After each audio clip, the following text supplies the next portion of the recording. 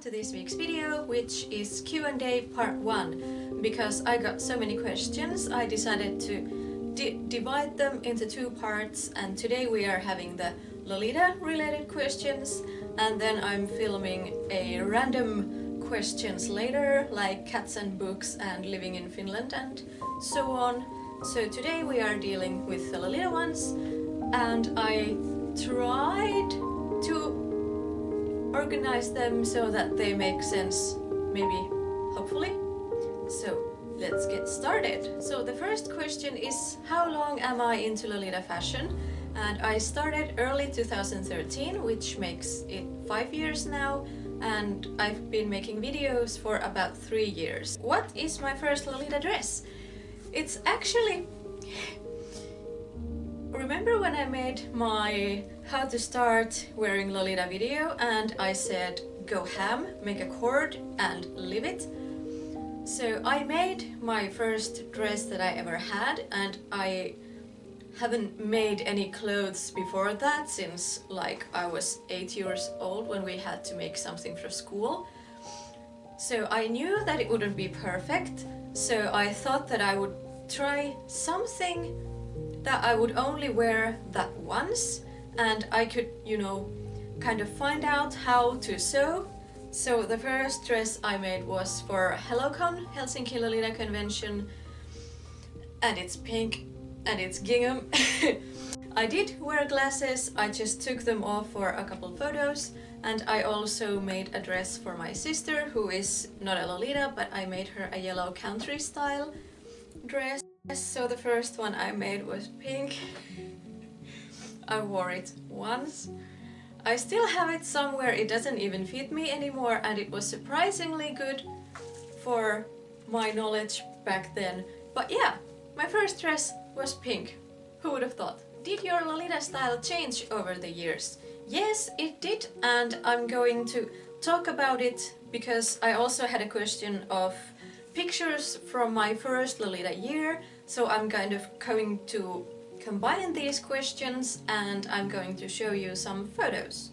During my first year I had very little actual Lolita clothes, so I had a lot more off-brand and something that I had DIY'd to fit into Lolita. And I also didn't have any wigs yet, so I didn't wear any, and I also didn't wear any makeup.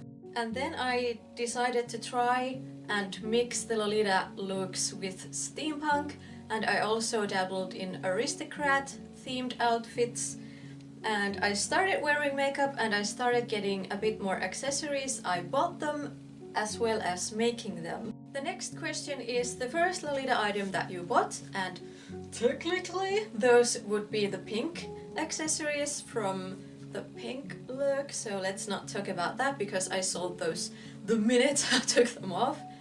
But instead, my first Lolita item that I bought was a second-hand bodyline JSK, the white one that I showed earlier. And the first brand piece that I bought was actually brand new from brand Innocent World. You don't need a shopping service for it. And I bought the birdcage JSK in burgundy and in short. Because I was still very new Lolita and I hadn't really found my favorite styles, and you might know that I actually prefer longer things. I want things to cover my knees completely if possible, and that dress didn't do that. So I ended up selling it to a friend, so I don't own it anymore, but that was the first brand thing that I got, and I got it new, and it's the only brand thing that I have bought new because shipping and taxes are not fun. Next we have some favorite coords. I'm going to include my Juliette et Justine black and blue JSK because it is absolutely gorgeous and I don't fit it anymore, so I can't wear it. But I absolutely loved every outfit that I made with it. And I really like my gothic looks, especially my kuro or my all black outfit, and I would really like to recreate it, as well as a red and black floral. I made the skirt myself as well as the hat, and I like it how it's between classic and gothic, and I really want to do that again. I really like playing or mix and matching different styles. Do you have a favorite Lolita item? I'm gonna cop out and say hats and bags are my favorite things in Lolita in general. I like my headbands like I'm wearing today, but hats take the crown, as well as bags that are really uncomfortable and inconveniently shaped and too small. I love them. Especially cross bags and coffin bags and skull bags. I just really love them. Do you have a Lolita wish list? I actively don't want to make one because I have a lot of items that I would like, and if I spend time looking at things that I want to buy but I know that I probably won't buy, I'm just gonna feel bad because I know that I can't own everything, so I really don't follow new releases or anything like that, just so that I don't feel bad. And I don't want to make a list because that just proves how many things I love that I do not own. So no, I don't have a wish list and I don't plan on making one. You mentioned in a video that you don't have bonnets, but do you want one? I kind of do. I think I have a pretty long face, so I'm worried because with some of my headbands that are more bonnet shaped, they make my face look even longer. So I'm worried that they wouldn't suit me. And I have friends who own bonnets, but I haven't really asked if I could like try one on to see how it would look. And I would like to try to make a bonnet, but first I would really have to get my hands on one just to see how they are made. And I also want to know, because they are more work than a regular headband, I want to know that it's something that I would actually want to wear, so that I don't spend a lot of time making it and then never wearing it. So I haven't, but I kind of wanna. Best thing about Lolita community, and this is a hard one to answer because I'm pretty much a loner, because I don't socialize a lot, and I started the meetup scene in our town because they didn't have one. And at first I was really active with meetups, and then I kind of fell out of it, and now I live a bit farther away. We moved to nowhere, and I work a lot of Saturdays, and our meetups are always on Saturdays, so I don't get to go as much. But I would love to change that. I want to go to more meetups. And the best thing about Lolita communities online, I think, are information and inspiration. Especially when I was new to Lolita, we had a forum that has now died that I used to dig out and find like places where to buy, especially because it was a Finnish forum. It had places where other Finnish people have bought things, because a lot of places only ship with US and that kind of thing. So it showed me realistic examples of where to buy and inspiration and hacks and tips and so on, and I got so much information out of it, and I'm really happy that I did, as well as inspiration. My cat's in a paper bag, so ignore. I really got a lot of inspiration because they shared outfit photos and things, and I really loved that. And when it comes to in real life communities, there really is strength in numbers. So if you're a bit worried about wearing Lolita fashion outside and you don't have a lot of confidence and you're worried about people asking about it, go to a meetup, because then there will be 10 of you and nobody notices, just you. If you want the attention on yourself to be a lot smaller, then meetup is a good place to go. And also you can ask things in person, because not everybody is online, so that is another source for information as well as inspiration. And also friends. I have made so many friends through our local communities, so that is another thing. If you don't have a lot of friends, then you can make friends. And then there is a question of worst experiences with Lolita communities, and I have to say that I don't really have any, because our local communities are so small that there is really no big drama, and I actively do not go on Behind the Bows or any sites like that. So if someone has made fun of me, I am blissfully unaware because I feel like that if I go to those sites, then I'm actively seeking bad attention about myself, so I really don't go. But the important thing to remember about Lolita communities is that people who wear Lolita fashion are still just people. So if you go, no. The important thing to remember is Lolitas are still just humans, and not everybody gets along. So if you have a really big community with different kinds of personalities, it's easy that you have some people that you consider to be closer friends than others. And even though there is bullying in Lolita communities, I know that, but also if you have bad chemistry with someone, that does not necessarily mean it is bullying. So you have to keep in mind that just because you like one thing, then that doesn't mean that you're still going to be friends. But I haven't met anybody that I hadn't liked yet, so I'm happy with that, but that is because we have a really small community, so there isn't even a lot of room for a lot of drama or kind of things like that. So I've been really lucky, so I don't really have any bad experiences. Best thing about meetups and events, and I really have to say inspiration, because our small community likes to hold themed meetups, so that really pushes me out of my comfort zone. It gives me inspiration. For example, we are holding a Potter meet this Saturday, so I'm going to make a Slytherin outfit, and that really gives me another theme to go for. And because we always decide them in advance, I still have time to buy or make things for that certain outfit, so I really love the ideas and inspiration and themes, and also again friends and information that you can get if you don't regularly go to meetups. If you don't have a local community and you go farther away for a big event, then that is something really awesome, and I do recommend it if you can. I'm going to combine these next two questions, and I'll tell you why in a bit. First being, what conventions and tea parties do you plan to visit 2018?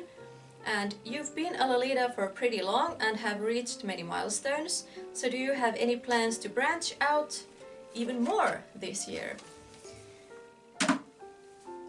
And I can tell you that I do, because I've actually, if you have seen my previous HelloCon or Helsinki Lolita convention videos, then you have heard me saying I would never ever organize anything like this because it is too much stress, it is just no. But I actually am helping to organize the HelloCon this year, so we don't have a lot of information to put out yet, but it is something really exciting. I have a big part in it, and I'm already stressed out because I will probably have to spend the night in Helsinki, and I don't do well sleeping outside my home, so we're gonna see how that goes. I am already petrified, but I'm also really excited, because even last year I really wanted to help somehow, because I think that it is absolutely amazing that we have big Lolita events here in the tiny frozen Finland, so I really want to help so that they keep coming, and this year I do. So that is another Lolita milestone for me, helping organizing a big event, and that is also a big event that I will be attending. So I'm going to make a big video about it sooner, when we have all the information and tickets available and stuff, but that is the thing that I will be doing, and I am excited and petrified, and we will see how it goes. Could you do a wardrobe post 2018? And I got this question before I uploaded my last video where I said that I didn't, but I'm gonna just quickly say that I don't plan on making one, because I didn't get or sell a lot of main pieces last year, so my wardrobe hasn't really changed all that much.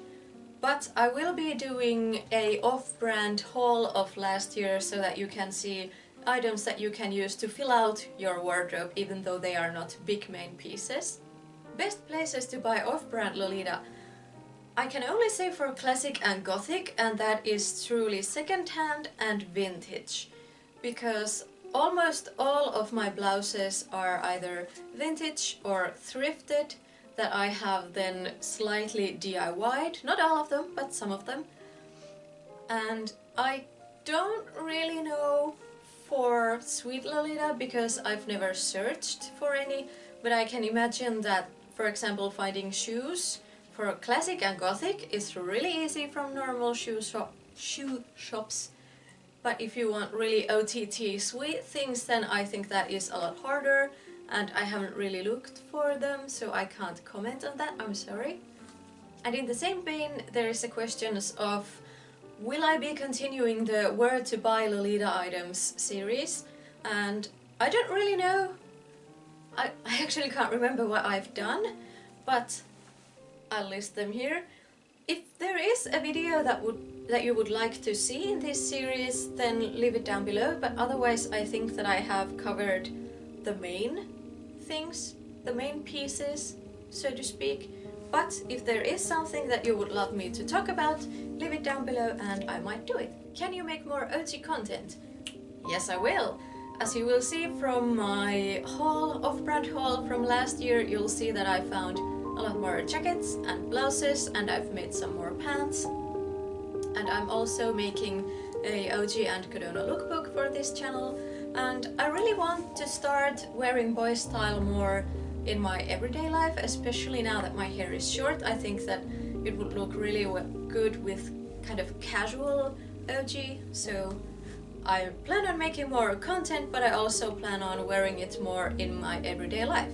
I got a lot of sewing questions, like upcoming Lolita sewing or project plans, and do I still sew, sewing plans, sewing machine brand and model, and can I do a bit more of upcycling videos. So first of all, yes, I sew, but less now, because like I said in my last video, I haven't really worn Lolita as much last year as I wanted, so I didn't really make big projects, but I plan on changing it this year. So I'm gonna show some fabrics that I have and what I want to do with them. This black and grey rose print, I want to make a pleated skirt with a chiffon ruffle butt, because this is a pretty heavy material and they didn't have as much as I wanted to make a complete skirt.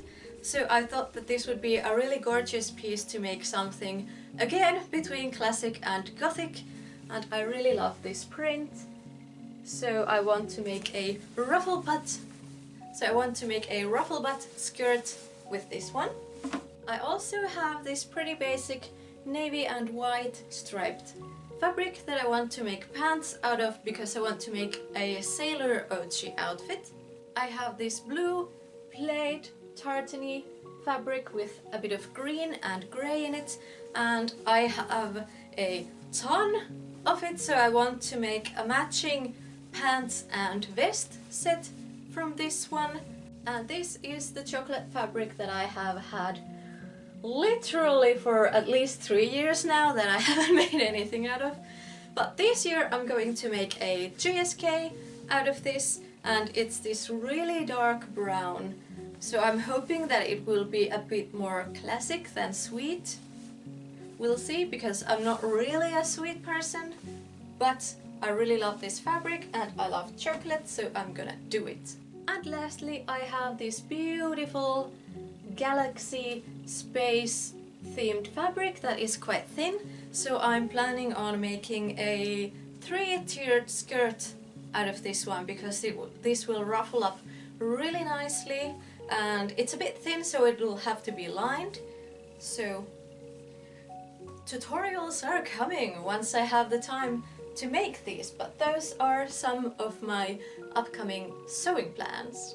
As for upcycling videos, I really do have plans, because Lolita winter items can be ridiculously expensive. Like a jacket or coat can be over $300 or even $400, depending of course where you buy them. So I actually found this, you can't see it well because it's all black, but I found this woolen jacket that really fits the Lolita silhouette. I've bought this second-hand for about €5 and I'm planning on upcycling it into a Lolita jacket. So I will do these as well as cardigans. I have at least 4 cardigans that I plan on upcycling to Lolita. So those will be videos as well, not just items from scratch, but also upcycling and DIY. The sewing machine that I got is a Singer Heavy Duty. I got it as a graduation present from an office-y type school, like I could be an accountant or secretary or things like that. And it is absolutely awesome. I really do recommend it. It's easy to use and sturdy, and it has all the functions that I need. And I'm ending this video in a question that deserves its own video. It's phrased really long, so I'm gonna just read it out.